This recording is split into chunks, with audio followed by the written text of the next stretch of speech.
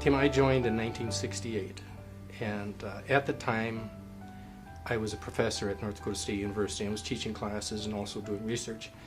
And I remember when I was giving lectures to students, I just could tell I just wasn't being as effective as I'd like to be, and it bothered me a lot. And I remember going through that first quarter of teaching, and when I got through, I took my notes and I threw them right in a trash can because I thought I had a better material than this. And I started over, did the second quarter, and it was a little better, but not much. And it was at a point where I was going to make a decision, either stay in teaching or get out. But I wasn't going to stay in and shortchange those students by not doing a better job. And so I swallowed a lot of my pride, and I visited with one of the professors who had a reputation for really being a good instructor. And I walked in and said, I need help. And it takes a lot of swallowing pride to do that. And he listened, and he didn't know why I was there, and I told him. And then he didn't give me an answer. He just, why don't I pick you up at 6 o'clock Monday morning? I'm going to show you something. And we ended up pulled into a hotel in a meeting room and walked in, and there was a Toastmasters banner. And never heard of it before and whatever. And a group of people sitting around the table, and I ended up at my first Toastmasters meeting. And what's ironic about that is that I knew then this isn't what I wanted, but it's what I needed.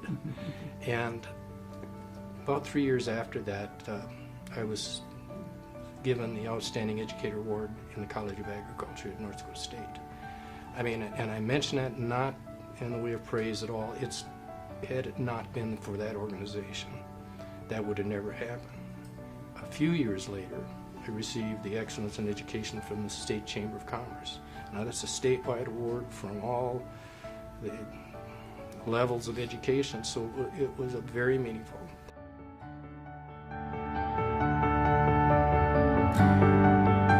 I definitely enjoyed all my presidential visits because it was really an opportunity to be able to encourage people to get involved with leadership possibilities and speaking possibilities.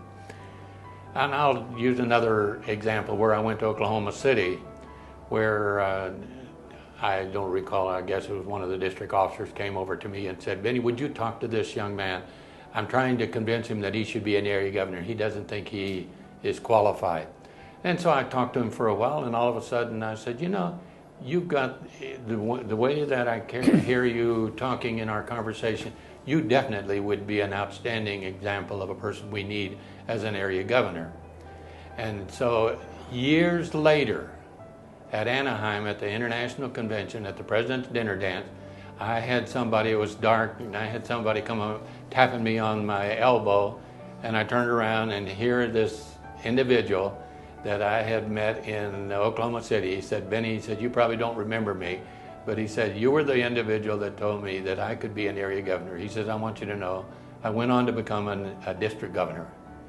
So you just never realize the powerful impact you can have on people. But that was one of the things that I enjoyed most, was going around visiting various districts.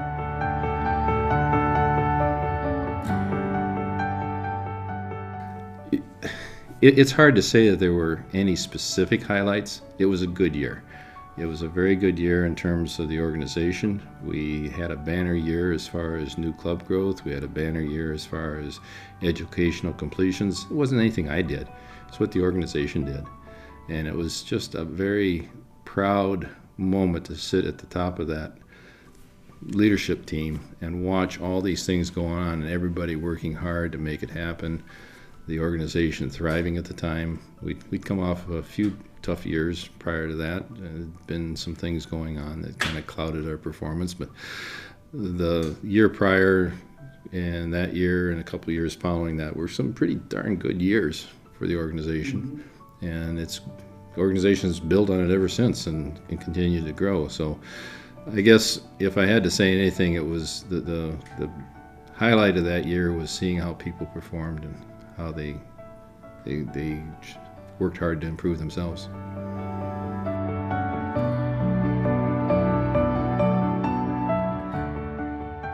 Well, I suppose the first thing is to realize that they don't know it all. and that while they will learn quite a lot, say, as club president, they will learn 10 times quicker and deeper and better if they have somebody to talk to about how to do it. And that means taking the ego out of it and just admitting, listen, you know, what should I do here? What can I do?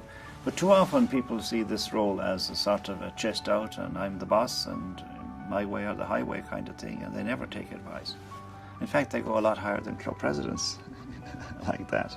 So my advice would be to be humble and to ask somebody, ask several people. I know I was very impressed with Mike Silverman when he was the district governor. He phoned me every week and discussed stuff with me. It didn't matter to me whether he actually took my advice or not, but that he actually had considered my advice. And I think that's an important part of being a mentor. You don't tell people to do something. You say, look, this is the situation, this is how it can be managed. Think about it.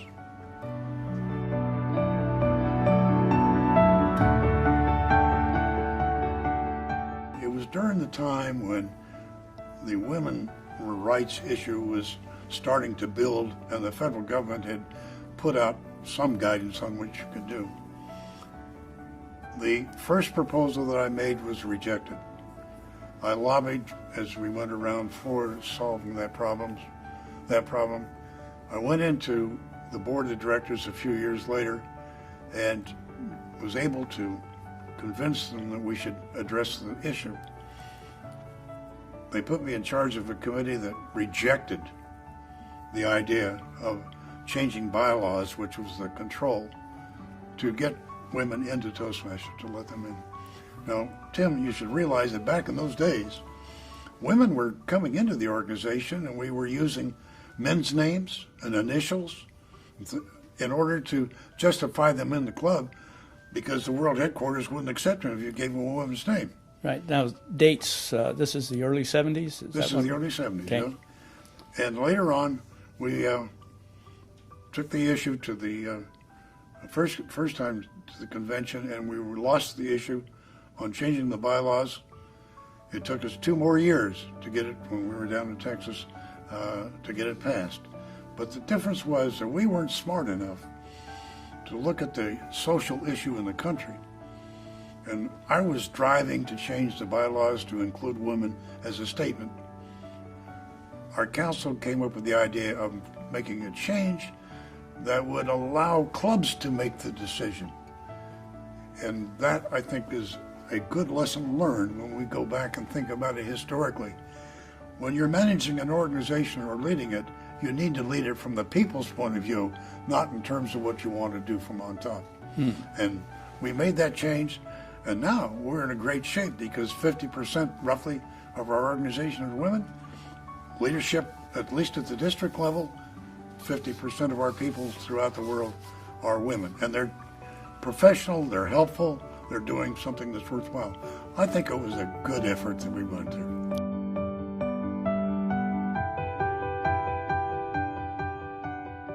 That put, I think, in a little bit of a different spin on the serving that I wasn't necessarily expecting or anticipating, because when I started on that journey to become president, started running for third vice president and then to become president, I was given the advice not to make my gender an issue. The fact that I was a woman was a non-issue, so I made it a non-issue. So when I actually was serving in the executive committee, and especially when I was serving as international president, I was always amazed at the women who expressed their appreciation for my representing them, the women of this organization. And I wasn't expecting that to happen. In turn, it gave me, put me in a situation that I thought, well, I had better be on my toes. I had better do my job well. I had better represent the women well.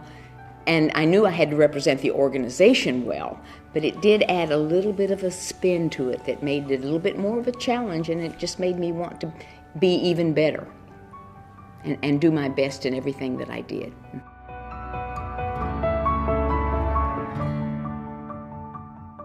While the people that mentored me never told me how to do it, they provided doors that let me do it. They opened the doors. And First in my club, there was a sitting director, like Scott Edwards. He's the one who said, hey, let's get Bob as a club officer. Hey, you ought to come to the spring conference in Lubbock, Texas. When I went to, and when I was there, we had candidates for the board. Hey, why don't you meet Art Nieto? Meet John Sliker. Then when I went finally to my first international convention, he got me to be a judge in the semifinals for the non-U.S. Canadians. I got to go to the DTM luncheon before I was a DTM. Because Scott Edwards.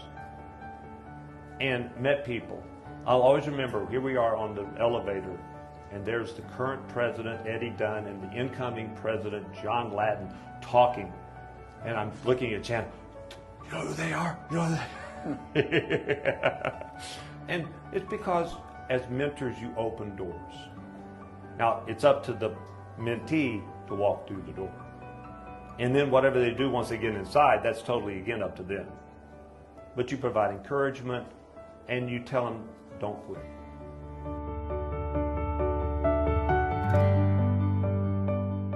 The one thing that it's kind of a little thing with me is no regrets. You don't want to kind of get to your end of life and regret not having done something, tried something. And Toastmasters is a world of opportunities. And I think the people who fail to take advantage of the opportunities that Toastmaster has to offer are the ones who lose out. And that's one thing that we have tried to do, is take advantage of the opportunities that Toastmasters has to offer and show people, hey, I'm from Lubbock, Texas, and she's from Mission, Texas. We're just two people just like you. But we took advantage of the opportunities when they came. And look what we did. Well, if you take advantage of the opportunities, you can do it too. For you. And when he was going through leadership, and especially on the board level, I still, at that point, I would never have thought, even at that time, that then I would go on and do the same thing. So you just never know where this organization can and will take you if you, as he said, take advantage of every opportunity that comes along.